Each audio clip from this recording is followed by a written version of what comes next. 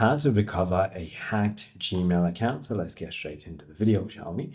So it's actually a fairly easy process. The first thing you want to do is act as quick as you can. Go to accounts.google.com/sign-in/recovery and enter your email that you remember. Click on forgot password and it is going to go ahead and show you the email or number that is set as your recovery option. You want to simply click on next. You're going to be sent a verification code to the email or number that you have it linked in your account. Then you will be able to go ahead and create and confirm your new password.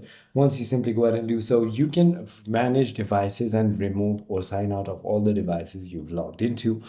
If it still doesn't work and if they've already changed everything about your account, then you want to go to support.google.com/accounts to go ahead and find help. I hope this video clarifies everything for you. If you have further more queries, feel free to comment down below and I'll see you on the next one.